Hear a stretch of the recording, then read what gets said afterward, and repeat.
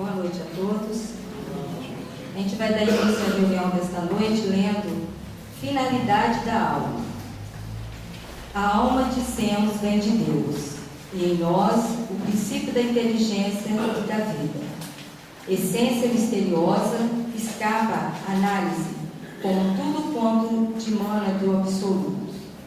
Criada por amor, criada para amar, tão mesquinha que pode ser encerrada numa forma acanhada e frágil, tão grande que, com o impulso do seu pensamento, abrange o infinito.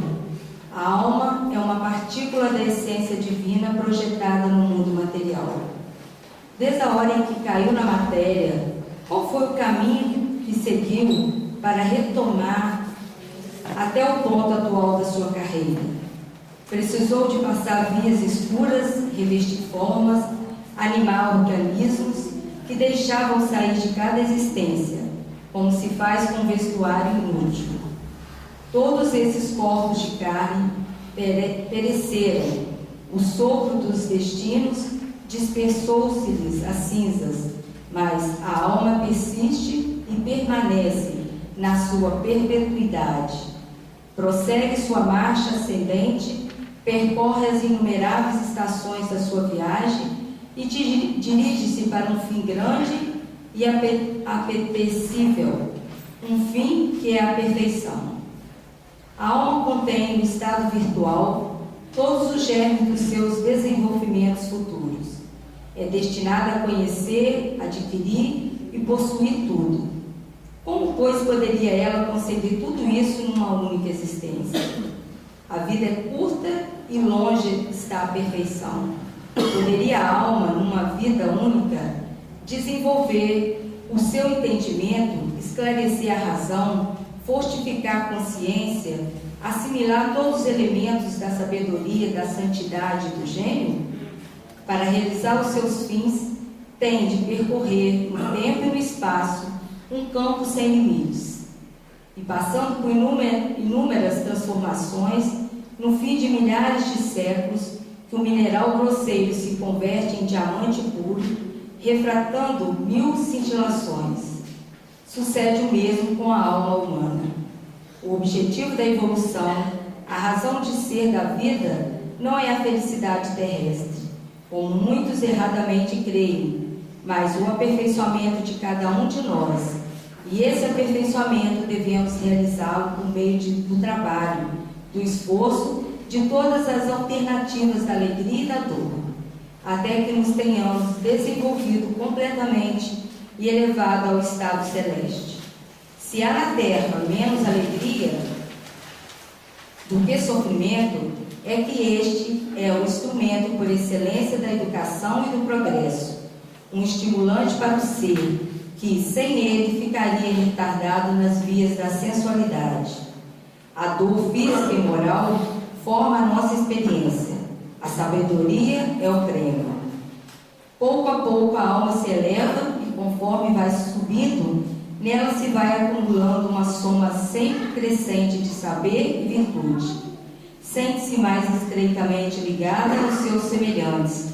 Comunica mais intimamente com seu meio social e planetário. Elevando-se cada vez mais, não tarda a ligar-se por laços pujantes às sociedades do espaço e depois ao ser universal. Leon Denis, do livro O Problema do Ser, do Destino e da Dor. Vamos à nossa prece.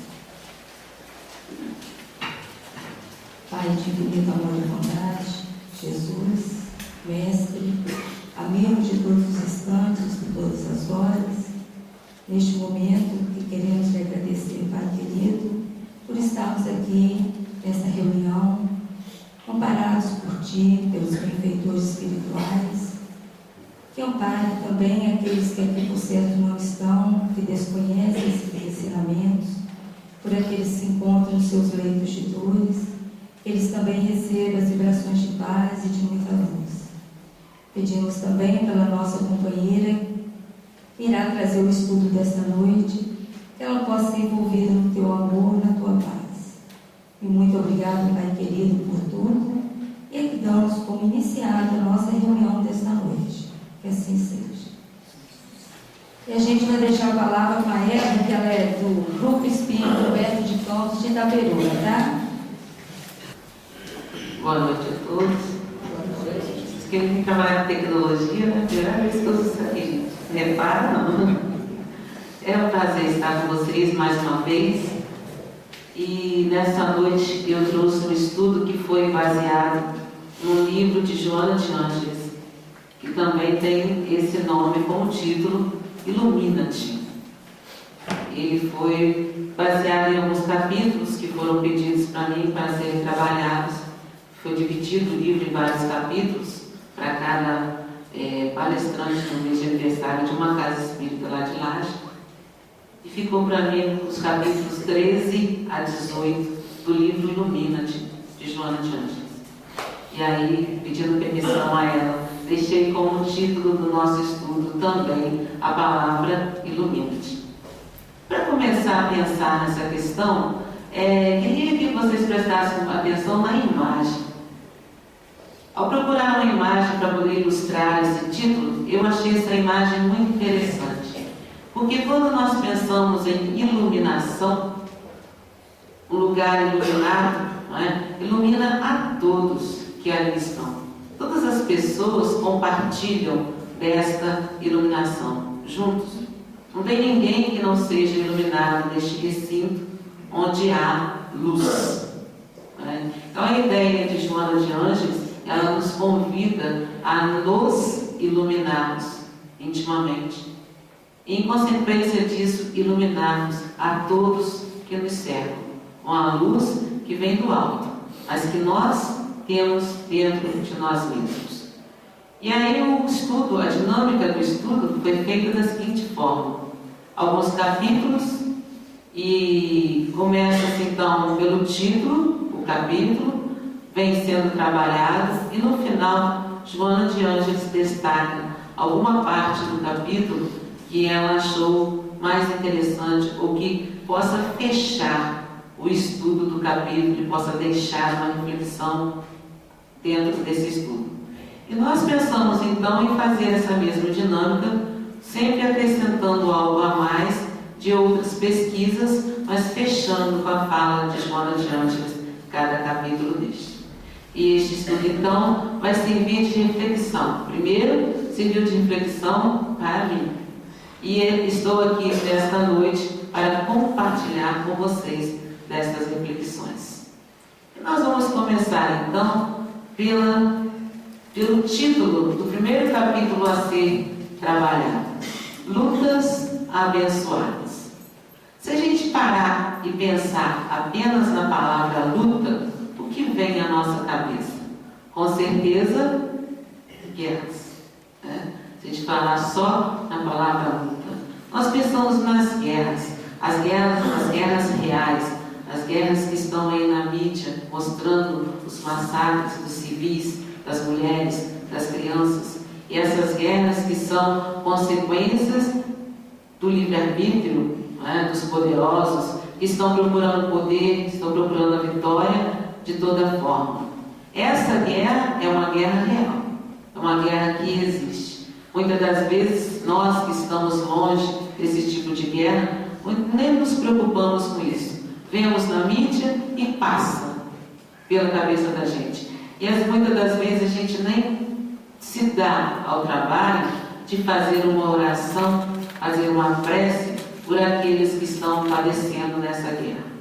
E nós, como espíritas, que sabemos que o pensamento vai longe, que a nossa vibração positiva atinge aqueles que a gente quer que atinja, com certeza estamos falhando com a ideia de não fazer uma prece, de não fazer uma oração por aqueles que estão padecendo.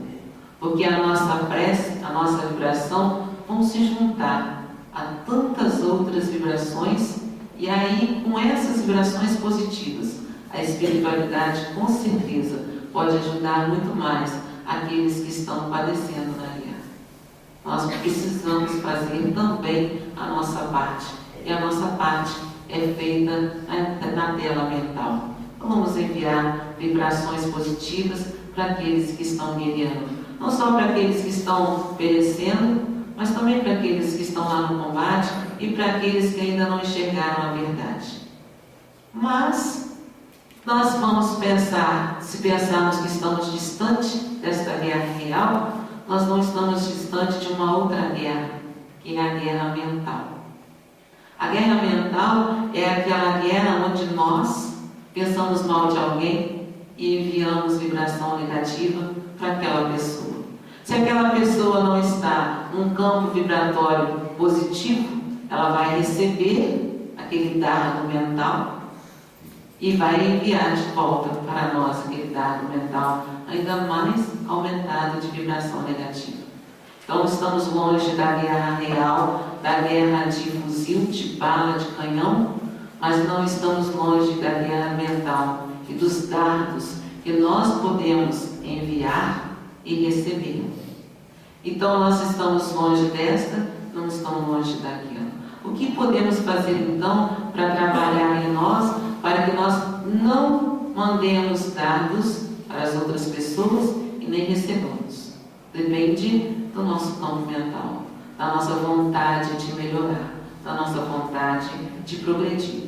Mas na verdade, quando Joana de Ângeles colocou como título as palavras lutas abençoadas, com certeza ela não pensou nessas guerras. Ela não pensou nem na guerra real, nem na guerra mental. Ela pensou sim nas lutas abençoadas contra tudo aquilo que nós temos de negativo à nossa volta. Existe a luta nossa, íntima, interior, e existe a nossa luta para ajudar aqueles que nos cercam. Então as lutas abençoadas que Joana de Ângeles fala são as lutas contra a fome. Mas fome de quê? A luta contra a fome de carinho, principalmente a luta contra a fome de atenção, a luta contra a fome de amor.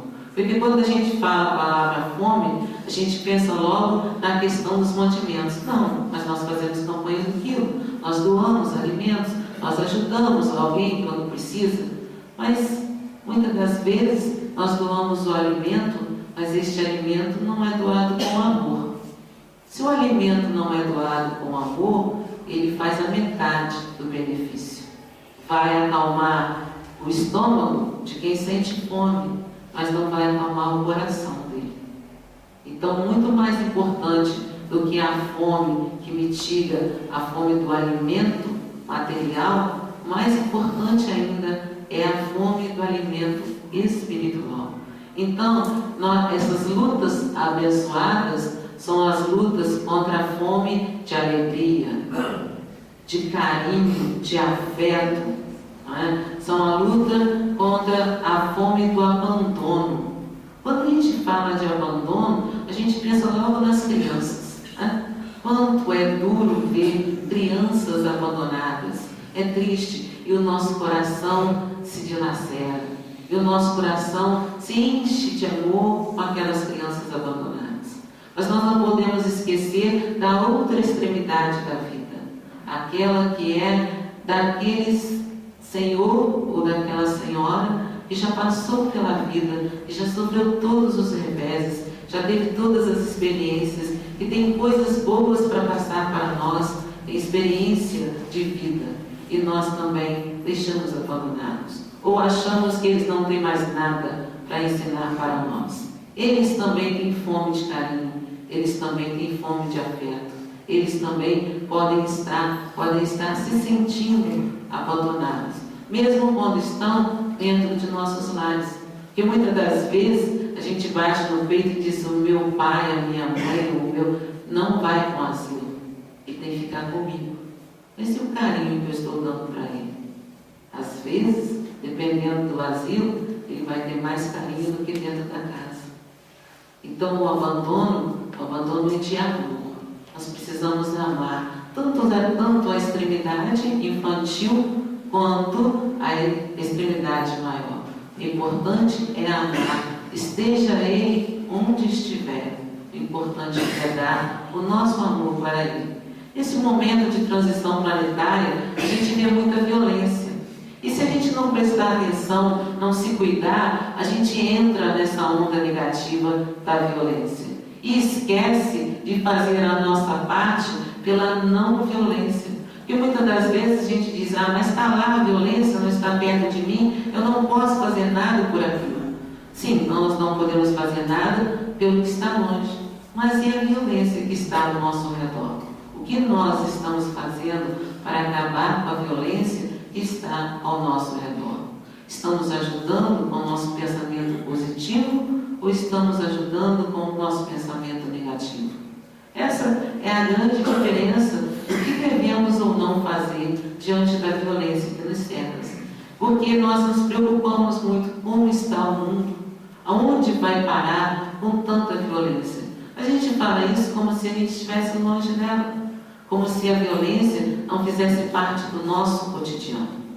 Então, a Joana de Ângeles, ela fala nesse capítulo das lutas abençoadas que nós precisamos nos preocupar em ajudar o outro, em colaborar para a não violência, em lutar, mas lutar pelo bem, lutar pelo amor. E nós encontramos também no Evangelho segundo o Espiritismo a seguinte fala: alegrai-vos quando Deus vos enviar para a luta. Não consiste esta no fogo da batalha, mas nos amargores da vida, onde às vezes de mais coragem se há mistério do que no combate sangrento, porquanto não é raro que aquele que se mantém firme em presença do inimigo fraqueje nas tenazes de uma pena moral. Esta é a ideia de que quando a gente mostra alguma coisa que a gente fez, então se eu me disponho a ir para a guerra, os outros estão vendo aquilo que eu quero que eles vejam. A minha vontade, a minha força, a minha coragem. Mas nós nos esquecemos que de dentro de nós, o que está se passando dentro do nosso íntimo, ninguém sabe. As pessoas que estão ao nosso redor não sabem. Por isso que ele diz que é muito mais fácil a gente se mostrar aquilo que a gente quer mostrar, do que mostrar o que realmente nós somos. E essa luta interior, essa luta interna é muito mais difícil. Porque é lutar contra este homem velho que está dentro de nós. Este homem velho, este homem egoísta, este homem que só pensa primeiro nele para depois nos outros. Este homem está dentro de cada um de nós. E contra ele é muito difícil lutar. Mas no Evangelho diz: alegrai-vos quando Deus vos enviar para a luta. Luta todos nós temos. O que nós precisamos é transformar estas lutas em lutas abençoadas, como diz Joana de Ângeles, para que nesta luta abençoada nós possamos nos alegrar, na certeza de que se nós conseguirmos passar por elas, nós estaremos caminhando o caminho da evolução, que é o nosso grande objetivo. Nós fomos criados espíritos simples e ignorantes, fadados à perfeição. Então todos nós chegaremos lá. Mesmo tendo dentro de nós hoje este homem velho, nós chegaremos lá. Mas para que nós possamos chegar lá, nós precisamos lutar bravamente e lutar alegremente, lutar de forma abençoada. Também no Evangelho diz assim: nenhuma recompensa obtém um homem por essa espécie de coragem, mas Deus lhe reserva palmas de vitória e uma situação gloriosa. Quando vos advenha uma causa de sofrimento ou de contrariedade, sobreponde-vos a ela, e quando houverdes conseguido dominar os ímpetos da impaciência, da cólera ou do desespero, dizei de vós para convosco, cheio de justa satisfação: fui o mais forte. Olha que bonito. A sensação de que nós somos capazes. Jesus já nos disse: vós sois deuses, brilhe a vossa luz. Então Ele nos diz que nós temos essa força dentro de nós. E vem nos convidando a dizer sempre: eu fui o mais forte. Não o mais forte em relação a outra pessoa, não o mais forte em relação à luta armada, mas eu fui o mais forte contra os meus próprios vícios. Eu fui o mais forte contra as minhas tendências inferiores. Essa luta, sim, tem que ser gloriosa. Essa luta tem que ser vitoriosa. E nós temos que nos congratular quando nós conseguimos vencer alguma imperfeição nossa. Porque é sinal que nós estamos seguindo o caminho da evolução. E aí, Joana de Ângeles fecha o capítulo dizendo assim: provocado, sorri e continua fazendo o melhor de tua parte, porque o realizas para aquele que te constitui guia divino. Eleva-te sempre, não te detendo em detalhes com os quais se comprazem os discutidores inúteis, os presunçosos dons. Luta e ama, serve e passa. Jesus espera-te ao fim da luta abençoada. Então, Joana de Ângeles nos convida para esta luta abençoada. Está convidando a cada um de nós para fazer a nossa parte, para fazer o melhor de nós. Mas não é fazer o melhor de nós para mostrar para o outro de que eu sou boazinha. É fazer o melhor de nós para trabalhar no serviço do Cristo, daquele guia divino que se dispôs a criar um mundo para nós, que se dispôs a nos acompanhar na evolução, que se dispôs a reencarnar na Terra para trazer de novo a verdade que ficou perdida lá atrás. Este guia divino espera de nós que nós possamos nos dispor a esta luta abençoada. Se, então, nos dispomos a esta luta abençoada, precisamos trabalhar dentro de nós o que? A dignidade moral. E aí nós vamos pensar, é muito fácil a gente olhar para a pessoa e dizer assim: ah, mas aquela pessoa tem dignidade. Como que a gente, qual é o parâmetro que a gente usa para dizer que aquela pessoa é ou não digna? Ah, porque ela honra com os seus deveres sociais. Ela tem a família dela, ela trabalha, ela arrecada dinheiro, ela usa o dinheiro para a família, ela não é desonesta. A gente vê a pessoa que ela não é desonesta. Essa é a dignidade social, é a dignidade que nós passamos para as outras pessoas. Mas muitas das vezes essa dignidade pode ser só uma máscara, encobrindo aquilo que está dentro de nós, aqueles vícios, aquelas ondas negativas, aquelas tendências inferiores. E aí Joana de Ângeles nos diz da dignidade moral. Quem tem dignidade moral não precisa usar máscara, porque ela transparece aquilo que nós fazemos no dia a dia. Esta dignidade moral é que Joana de Ângeles nos falou. Ela fala da questão da perda do senso moral. E nós, hoje em dia, estamos cercados de tantas coisas que nos puxam para o lado material da vida, e muitas das vezes nos esquecemos do senso moral. Senso moral ao usar o dinheiro, senso moral ao usar o poder que nos reveste como patrão, ou como funcionário, ou como gerente, ou como chefe de família, ou como pessoa que tem um subalterno dentro da nossa casa. A gente se reveste de poder e esquece do senso moral que precisa reger as nossas vidas em qualquer momento, em qualquer lugar onde estivermos e com quem nós estivermos. Porque muitas das vezes, no nosso orgulho, na nossa vaidade, a gente bate no peito e diz: ah, mas eu sou fulano de tal, ou eu estou nesta profissão. Eu lembro de um caso, na escola onde eu trabalho, uma pessoa virou para outra e falou assim: você conhece fulano? E essa pessoa virou e falou assim: fulano? Quem é fulano? Fulano e tal. Ah, tá, aquele que vai no chão da minha sala de aula. E aquele que varre o chão da sala de aula é tão importante quanto o professor, é tão importante quanto o diretor, quanto o secretário. Cada um tem a sua função e cada função é importante. Dentro do agrupamento espírita, tão importante quanto o médium é aquele que cuida da limpeza da casa espírita. Então todos nós temos a nossa importância dentro da sociedade e todos nós devemos dar a importância correta àqueles que nos cercam. Isso é ser digno moralmente. Isso é ter a certeza de que nós estamos evoluindo juntos.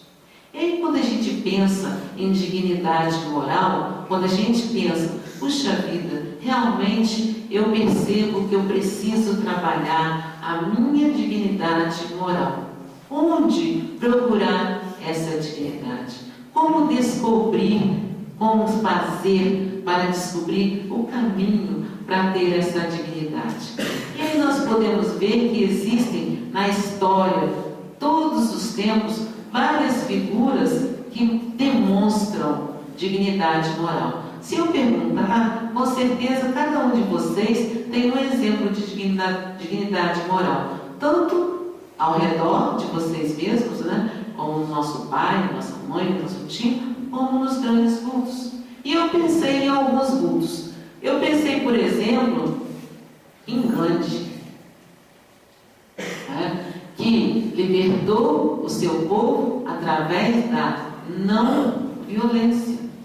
Ele conseguiu libertar, ele conseguiu mostrar para aqueles que tinham o poder e queriam provocar uma onda de violência, ele com trabalho, de convencimento, ele conseguiu, além de libertar o seu povo, deixar um legado para todos nós, que todas as coisas podem ser resolvidas pela não violência. Hoje mesmo eu tive um exemplo disso e eu achei muito interessante. Eu sou professora, estava na sala de aula e de repente eu ouvi um estalo que eu olhei, a menina tinha dado um tapa no rosto do menino. Aí ficou a marca dos dedos da menina. E aí eu parei, né? Terminei o que tinha que fazer, chamei o menino primeiro do lado de fora e falei com ele que ele teria o direito de reclamar, de ir na secretaria para poder reclamar dela, né? E ele falou assim, não tia, não tem problema não, pode deixar. Diante disso eu pensei, eu não posso deixar as coisas como estão. Chamei a menina para conversar junto. Aí ela disse para mim assim, mas a senhora não sabe o que ele fez. Aí ele veio para mim, mas o que eu fiz? Você ficou brincando e implicando comigo. Mas ela também implicava com ele. E naquele instante eu percebi que ele, não por ele ter feito alguma coisa errada, mas a ideia dele não era de levar adiante aquilo. Aí conversei com os dois, pedi a ela que pedisse desculpa para ele, ela pediu, e ele disse desculpa, perdoou, e foi os dois para a lição. Dali a 5 minutos eles estavam brincando juntos, conversando alegremente. Então, se eu tivesse colocado para fora de sala ela por ter feito aquilo, talvez eu não conseguisse com que eles continuassem ficando amigos. Então é a questão da não violência, é trabalhar a não violência. Quando a gente vê no dia a dia, por exemplo, a gente vê uma briga na rua, muitas das vezes o nosso ímpeto é de ficar olhando aquilo que está acontecendo, tomar partido de um ou de outro e apenas observar. Se a gente não pode ajudar, é melhor não ficar nem olhando. Porque quando você olha, você está fazendo com que aquilo se propague cada vez mais. Então, se a gente não tem como ajudar, então melhor não ficar por perto. E aí Gandhi veio com essa ideia e deixou para nós essa ideia de não violência. Outro vulto de dignidade moral foi Madre Teresa de Calcutá. Era a santa dos pobres. Lutou, foi atrás de tudo que ela pôde fazer para mitigar a fome, não só material, como a fome espiritual dos pobres da redondeza onde ela estava. Então esses foram grandes vultos. Também temos Allan Kardec, grande vulto para nós, que veio com este legado de trazer para nós a codificação. Ele tinha dignidade moral suficiente para trazer a codificação e deixar esse legado para nós. Então ele é um grande vulto e a vida de Allan Kardec, antes de ser, com este nome Allan Kardec, a vida de Hippolyte Léon Delisle Vaillant, era uma vida de dignidade moral. Também temos, não podíamos deixar de falar de Chico Xavier, a vida dele toda foi uma vida de dignidade moral. E aí, quando eu peguei esses exemplos, eu quis pegar exemplos de religiões diferenciadas, não só da nossa religião, mas de todo o campo, para mostrar que dignidade moral não depende da religião, depende da religiosidade das pessoas, depende do que tem dentro de cada um deles. Pode ser católico, pode ser evangélico, pode ser espírita, não importa a denominação religiosa. O que importa é o que tem dentro de cada um. E com aquilo que nós temos dentro de cada um de nós, é que nós podemos medir o quanto de dignidade moral cada um de nós tem. Mas eu não podia deixar de falar de Jesus. Ele é o exemplo maior de dignidade moral. Ele veio como nosso modelo, como nosso guia. E aí nós não precisamos falar mais nada, só falar que ele é o nosso guia. Ele é o nosso exemplo de dignidade moral. E aí vem se falando que quando nós tivermos alguma dúvida do que devemos fazer, é perguntar para nós mesmos o que Jesus faria em nosso lugar. E aí muitas das vezes a gente fala assim, mas eu não sou Jesus, então eu posso fazer. Mas a ideia não é essa. A ideia é, se Jesus faria assim, o quanto daquilo que Jesus faria eu já posso fazer. Essa é a diferença. Lógico que nós não vamos poder fazer como Jesus fazia. Mas se nós seguirmos com o seu exemplo, com certeza, um pouquinho daquilo que ele fez, nós poderemos fazer. Porque nós todos fomos criados da mesma forma que Jesus foi criado. Nós somos filhos de Deus, assim como Jesus não é. Apenas Jesus está adiante. Mas ele nos disse, repito, vós sois deuses. Não é? E aí, para fechar a ideia de dignidade moral, eu achei uma imagem que foi muito interessante e que fecha a ideia que a gente pode trazer de que Jesus disse, brilhe a vossa luz. A ideia de que todos nós temos luz em nosso interior. Essa luz está dentro de nós. Temos que acreditar nisso. Temos que acreditar que somos filhos de Deus, fadados à perfeição. Que pode ser que ainda não esteja aparecendo, irradiando muito, mas todos nós temos luz. E aí quando a gente usou essa fala, eu comecei a pensar na ideia de que a gente pode usar um símbolo para essa luz que nós temos. E aí eu ia dizer, lá no Village, que nós temos a luz de uma vela. Digamos que nós, no nosso interior, nós já temos a luz de uma vela. E aí uma levantou o dedo e disse, não, a minha luz não é de vela não, a minha luz é de um palito de fósforo. E aí eu disse para ela o seguinte, um palito de fósforo também tem a sua utilidade. Porque para fazer a luz da vela, eu preciso de um palito de fósforo. Então nós temos utilidade também se acharmos que a nossa luz é do tamanho de um palito de fósforo. Mas eu sou otimista. Eu sou otimista no sentido de que nós já estamos num grau de elevação que nós podemos dizer, pelo menos, que a nossa luz é a luz de uma vela. Não é mais a luz de um palito de fósforo que se apaga rapidamente. A luz da vela ela é mais perene. Então vamos imaginar que nós já temos a luz de uma vela. Vamos imaginar que a luz de Jesus seja um holofote. E a nossa luz é a luz de uma vela. Mas nós já temos esta luz. Nós já iluminamos. Uma vela ilumina um recinto. Quando estamos no escuro, a primeira coisa, a luz se apaga, a primeira coisa que a gente procura é a luz de uma vela. E ela ilumina o ambiente onde está. Certo? Então nós já temos essa luz. Nós já podemos iluminar o ambiente onde nós estivermos. Onde nós estivermos, que nós possamos ser, primeiramente, a luz de uma vela. E com essa conquista, a gente vai transformar esta luz numa coisa maior até chegar à luz de um holofote. Mas a ideia do estudo de Joana de Ângeles é a certeza de que nós já temos esta luz dentro de nós. Só nós precisamos deixar que a luz brilhe. Essa é a nossa responsabilidade. Deixar esta luz estar dentro de nós brilhar.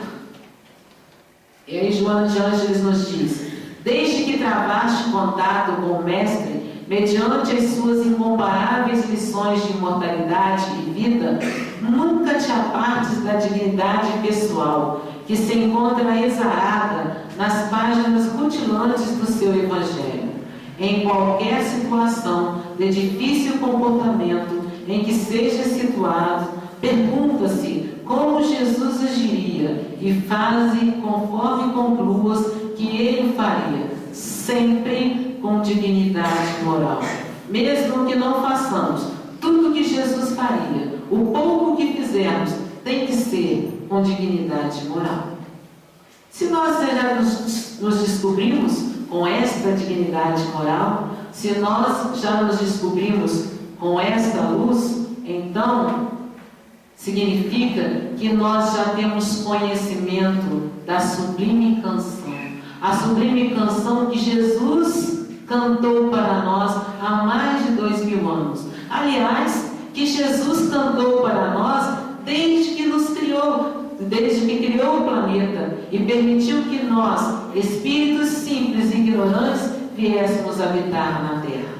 Desde lá, Jesus canta para nós essa sublime canção, a sublime canção da paz, a sublime canção da liberdade, a sublime canção do amor.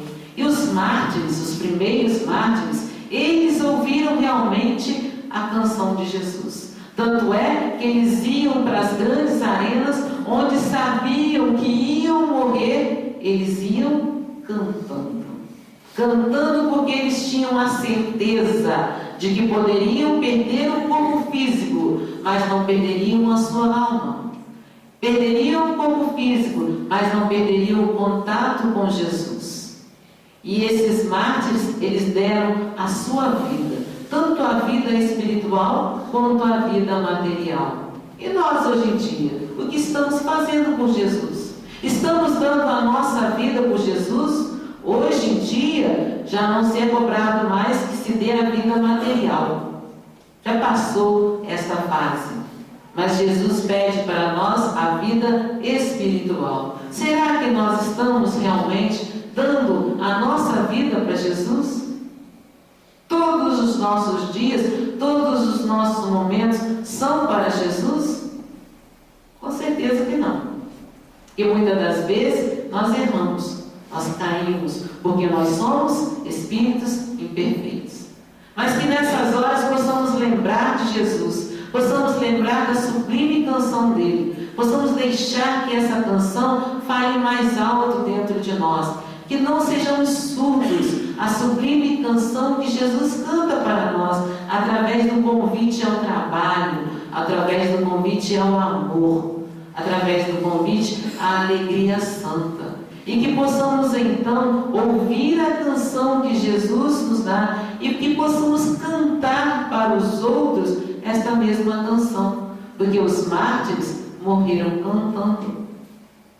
E agora Jesus pede para que vivamos cantando também a sublime canção dele. Os mártires ficaram nas grandes arenas. Hoje em dia nós não temos mais as grandes arenas, mas nós temos as pequenas arenas do dia a dia, onde nós temos que nos mostrar que somos de Jesus.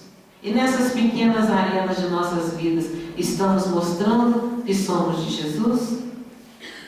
E aí Joana de Ângeles nos diz: onde quer que te apresentes, canta sempre a abertura da suave e doce canção. Paz seja convosco. E faze-te por tua vez também cantor da iluminação de todos os seres, pois que para isso estás convidado. Jesus nos convida para cantarmos a sua canção, para espalharmos a canção por onde estivermos, por onde caminharmos. Se nós já reconhecermos isso, se nós já reconhecermos esta sublime canção, então qual é a nossa contribuição? E aí Joana de Ângeles trabalha no capítulo da contribuição, a tua contribuição. E nessa imagem que eu trouxe, eu achei interessante a imagem em si, não é? E também a ideia que está aí embaixo da imagem. Só nos sentimos completos quando completamos a vida de quem tem fome. É a realização do amor ao próximo. É a realização do mandamento maior de Jesus: amar a Deus sobre todas as coisas e ao próximo como a nós mesmos. Quanto mais evoluído nós formos, mais nós vamos querer a felicidade do outro. Quando a gente já vem para a casa espírita de boa vontade, quando a gente já vai para o trabalho, de uma visita ao lar, de acolher um irmão doente, necessitado, se a gente já vai com alegria no coração, é sinal que a sublime canção de Jesus está falando mais alto em nossas vidas. E que nós estamos enxergando qual é o caminho da evolução, que é o caminho do amor. A tua contribuição, quer dizer, a nossa contribuição com Jesus, qual deve ser? Amar ao próximo, como a nós mesmos. E Joana de Ângeles, então, nos chama a ideia, puxa para nós a ideia de que nós precisamos trabalhar contra a ideia negativa, as tendências negativas que estão dentro de nós, e também pela vibração negativa que está no ambiente. Porque essa vibração negativa nada mais é do que o ataque das trevas. Essa é a fala de Joana de Ângeles, o ataque das trevas. Nós que somos espíritas reconhecemos isso. Nós sabemos que existe o ataque das trevas na nossa vida, na nossa casa espírita, no nosso lar, na nossa família. Mas que nós temos um antídoto contra este ataque. Qual é o antídoto? Amar a Deus sobre todas as coisas e ao próximo como nós mesmos. Se nós tivermos confiança em Deus, o ataque virá, com certeza que virá, mas ele não vai conseguir o seu objetivo. Não porque somos melhores, mas que estamos no caminho certo, quando nós nos doamos para o outro. E Joana de Ângeles ainda vem e nos diz que nós precisamos amar e nos doar. E precisamos nos mostrar sem máscaras, através do exemplo do bem, através do exemplo do amor, através do exemplo da fé. Quantas e quantas vezes a gente balança e alguém que não é espírita vira para nós e fala: "Ué, você não é espírita?" Uma coisa que o rótulo de espírita faz com que a gente já seja santo ou que a gente seja perfeito. E não é nada disso. O que nos faz seguir adiante não é o rótulo de ser espírita, mas sim a certeza de que precisamos a cada dia nos melhorar e melhorar aquilo que está ao nosso redor. E aí Joana de Ângeles nos diz: a tua hora é esta. Hora de que mesmo? Vamos voltar? Hora da nossa contribuição. Joana de Ângeles nos diz: a tua hora é esta. Não foi ontem, tampouco será amanhã. Hoje é o dia de renovação e de construção da futura harmonia. Continua capinando o teu jardim. dele arrancando as ervas más que medram com facilidade e plantando um trigo bom que se converte em pão. O Senhor espera por ti. Então, Joana de Ângeles nos diz que nós devemos cuidar do nosso jardim. E quantas das vezes nós deixamos de lado o nosso jardim para nos preocupar com o jardim do outro? E apontar que naquele jardim está nascendo ervas daninhas e que ele não está conseguindo arrancar, e que se fosse eu no lugar dele, eu conseguiria arrancar aquelas ervas daninhas que estão naquele jardim. Enquanto nós estamos preocupados com o jardim do outro, o nosso jardim está se enchendo de erva daninha e está abafando o trigo que vai nascer, que é o trigo do bem. É o trigo com o qual nós vamos poder fazer o pão e mitigar a fome do outro. A fome espiritual, o pão espiritual. Então, primeiro temos que preocupar com o nosso jardim, cuidar dele, para que em vez de ervas daninhas tenha um trigo. E depois que cuidarmos do nosso jardim e vermos ele repleto de trigo, aí sim, podemos oferecer a nossa ajuda ao outro e juntos arrancarmos as ervas daninhas do jardim do outro. Mas primeiro temos que cuidar de nós, porque se nós não estivermos fortalecidos, nós não podemos fortalecer o outro. A responsabilidade nossa de ajudar o outro começa com a responsabilidade de ajudar a nós mesmos. Então, Joana de Ângeles fecha esse convite, esse capítulo, nos convidando a cuidar do nosso jardim. Veja, continua capinando o teu jardim. E aí a gente planta o pão. E o que fazer com esse pão? Este pão vai ser compartilhado com as outras pessoas. Então essa é a ideia de Joana de Ângeles em relação à questão de dar a nossa contribuição. Muito bem, se nós temos que dar a nossa contribuição, a gente vai amar o próximo. E a gente fala assim, amar o próximo é amar o meu pai, é amar a minha mãe, é amar os meus irmãos, é amar aqueles que nos cercam. E a gente esquece que o amor é universal e que a gente deve amar a todos da mesma forma. Se a gente deve amar a todos da mesma forma, Joana de Ângeles nos convida à bênção do perdão. Coisa difícil para todos nós. Perdoar é muito difícil. Cobrar do outro perdão é muito fácil. Lá, aquele outro lá. Poxa vida, eu queria tanto que ele me perdoasse, mas ele tem um coração tão duro que ele não consegue me perdoar. Puxa vida, e aí a gente fala do outro. E quando acontece com a gente? Quando acontece uma situação que nos puxa para o perdão, somos capazes de perdoar com tanta facilidade quanto queríamos que o outro nos perdoasse? Não somos. Eu costumo falar que tem duas situações. Uma situação onde a gente se pega na ideia de que nós fomos ofendidos pelo outro, nós temos dois caminhos.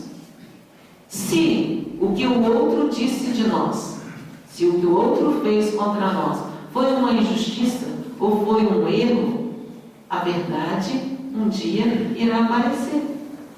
Então, deixemos passar o tempo. Mas, na nossa ideia egoísta, a gente quer para já. A gente quer que a verdade apareça logo, para que possa limpar o nosso nome perante a sociedade. Mas a nossa preocupação maior não tem que ser com a sociedade, tem que ser com Deus. Então, se a nossa consciência está limpa, se Deus está vendo tudo que nós fazemos e sabe que não é verdade aquilo que aquela pessoa está falando, que foi uma injustiça, vamos aguardar que o tempo irá mostrar para todos que aquilo foi uma verdade. Não foi verdade. Mas e se eu morrer antes? Quantas e quantas situações a pessoa morre, só depois que ela morre é que as coisas chegam no lugar. Mas se nós somos espíritos imortais, a verdade chegou na hora que deveria chegar. Se nós acreditarmos na justiça divina, a justiça divina virá na hora certa. Mas e se o que aquela pessoa falou foi realmente verdade? Aí a gente tem que deixar cair a nossa máscara de que nós somos bons, nós somos certinhos e vamos perceber, puxa vida, se aquela pessoa falou aquilo de mim, realmente devo ter alguma coisa que realmente seja verdadeira. E aí eu tenho que começar a consertar dentro de mim.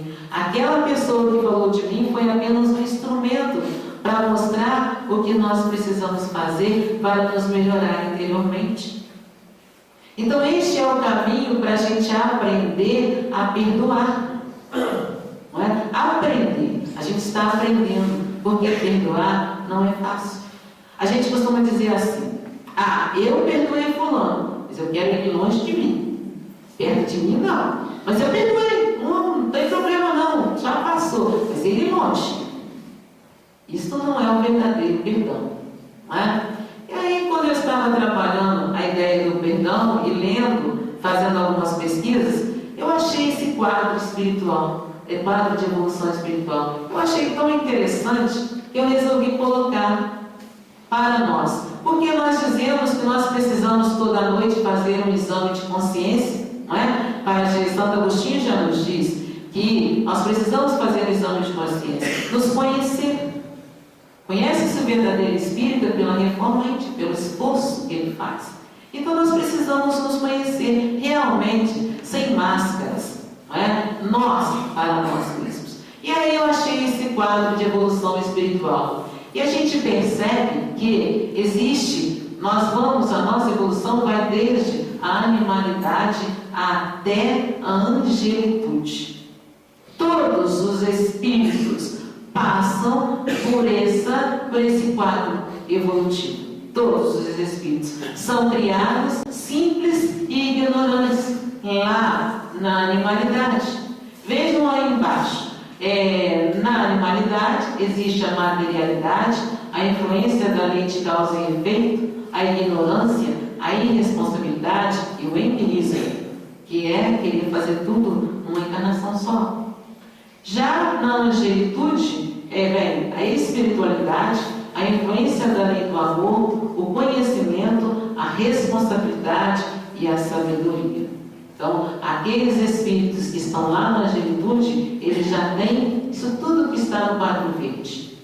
Estes espíritos que estão na animalidade têm aquilo tudo que está no quadro laranja. E aí a gente vai observando, quanto mais a angelitude toma conta, menos a animalidade se faz presente. Então, quanto mais evoluirmos, menos animais nós ficamos, menos animalidade. E aí a gente observa essas características e vamos pensar, vamos nos analisar. E vamos pensar em que número nós estamos ali.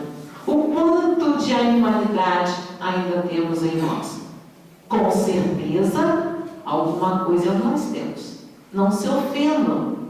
Não é ofensa dizer que nós temos animalidade em nós, porque essa animalidade faz parte da nossa evolução, do nosso quadro evolutivo. Nós já fomos mais, hoje somos menos, amanhã seremos menos ainda. Então não se sintam ofendidos de falar que nós temos algo de animal dentro de nós. Mas o quanto de animalidade nós ainda temos? Angelitude, nós também ainda não temos não. Nós não estamos no 10, senão não estaríamos aqui. Não estamos nos 10. Também não estamos no 0, porque nós já passamos de mundo primitivo para mundos de provas e expiações. Então nós já demos um passo na nossa evolução. Então não estamos nem no 0, nem no 10. E aí a gente para e pensa. Estamos no 1, o 2, o 3, o 4, o 5, o 6. Isso é cada um de nós. Cada um vai se analisar e vai pensar onde nós estamos. O quanto de materialidade que eu ainda tenho. O quanto de influência da lei da causa e efeito, de ignorância, de irresponsabilidade nós temos dentro de nós. E o quanto que já temos de espiritualidade, de influência da lei de amor, de conhecimento, de responsabilidade e de sabedoria. Fazendo essa análise, cada um faz a sua, pode-se se encaixar em algum desses números aí. Né? Para que isso? Para que a gente possa perceber o caminho que a gente ainda tem para percorrer, mas também para perceber o caminho que a gente já percorreu. E o que isso tem a ver com a bênção do perdão? Tem a ver porque mostra que todos nós estamos no mesmo quadro. Muitas das vezes nós cobramos do outro, mas nós esquecemos que nós também estamos em evolução. Se o outro erra, nós também erramos. Se o outro é imperfeito, nós também somos. Se o outro ainda não está evoluído, nós também não estamos ainda totalmente evoluídos. Então, se nós merecemos ser perdoados, nós também temos que perdoar o outro. Essa é a ideia de trazer este quadro de evolução espiritual, que não tem a ver com o estudo de Joana de Ângeles, mas eu achei interessante para a gente observar a organização de cada um e vermos que todos nós juntos podemos chegar e vamos chegar ao pique da evolução. E aí, Joana de Ângeles, voltando para o estudo de Joana de Ângeles, ela nos diz que dentro de nós temos dois seres. Ainda temos dois seres. Nós temos um ser pacífico e temos um ser feroz. Nós temos um cordeiro pacífico e temos um lobo feroz dentro de cada um de nós. Qual vai falar mais alto? Qual fala mais alto? Não é qual dos dois. Os dois falam mais alto em certas horas. Costuma-se dizer assim: ele é muito bonzinho, mas pisa no carro dele para ver só. Vai aparecer o lobo feroz. Não é? E aí Joana de Ângeles nos convida a não matar o lobo feroz que tem dentro de nós. Não é matar o lobo, é transformar o lobo feroz num ser pacífico, que é um cordeiro. Este é o convite de Joana de Ângeles para a transformação. Ele existe dentro de nós. Este leão feroz existe. Né? Quando ele é catucado, ele fala mais alto. Mas também existe o cordeiro. E aí ela diz que aquele que fala mais alto é aquele que é alimentado pelos nossos pensamentos. Se nós queremos que o cordeiro fale mais alto, devemos alimentá-lo com pensamentos bons, com energia positiva, com alegria, com amor, com fé. Mas, se nós temos pensamentos negativos, se a nossa energia não é boa, nós estaremos alimentando o lobo feroz. E aí Joana de Ângeles fecha, aliás, nem é Joana de Ângeles, um pedaço, mas tem um outro pedaço dela. O esforço pelo perdão não significa que as mágoas sejam submetidas ao impulso do bem, que as dores sejam desconhecidas, que todas as ofensas sejam jogadas sob o tapete no inconsciente. Todas elas devem ser diluídas, compreendidas, superadas como resultado das reflexões saudáveis em torno do próximo e da existência. Quer dizer, não adianta falar eu perdoei e manter ele longe de nós. E o perdão não é esquecer. Ela está falando aqui que não consegue se esquecer. A marca fica.